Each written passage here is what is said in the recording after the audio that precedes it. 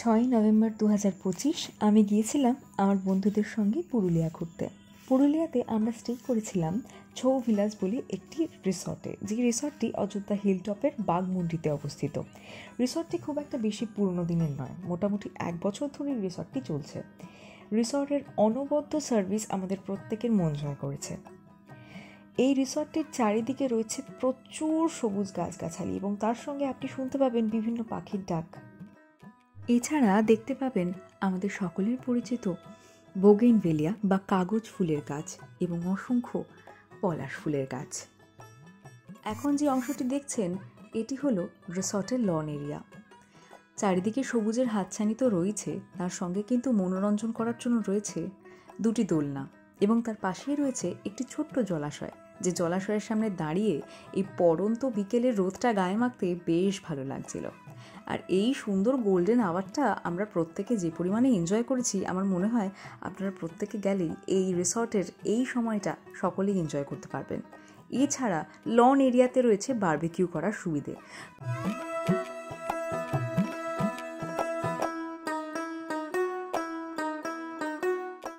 Room ফেয়ারের সঙ্গে কোনো রকম কোনো কমপ্লিমেন্টারি ব্রেকফাস্টের সুবিধা এদের এখানে নেই, তবে এদের রান্না বান্না এবং সার্ভিস নিয়ে কোনো কথাই হবে না।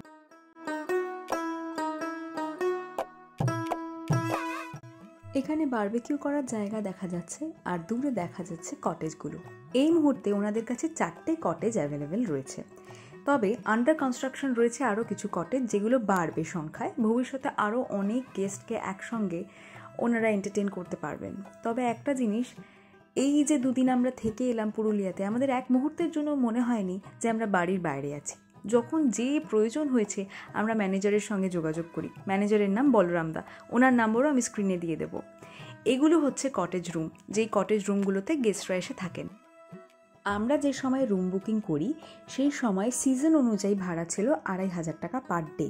তবে সিজন অনুযায়ী কিন্তু ভাড়া অনেক সময় কম বেশি হতে পারে। সেই জন্য আমি ডেসক্রিপশনে এবং স্ক্রিনে ছৌ ভিলাজের নাম্বার দিয়ে দেবো, আপনারা প্রত্যেকে ছৌ ভিলাজে কথা বলে নেবেন।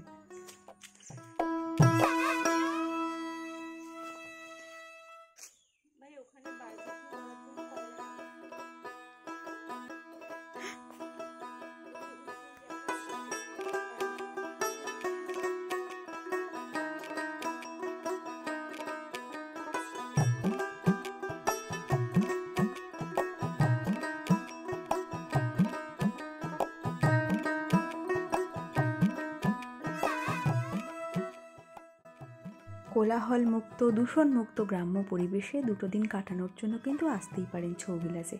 ওই যে দূরে দেখা যাচ্ছে ডাইনিং স্পেস এবং তার সঙ্গে সঙ্গে সামনে রয়েছে কিছু খেজুর গাছ এবং দূরে তো পাহাড় আপনি দেখতেই পাবেন হোটেলের বারান্দা থেকেই।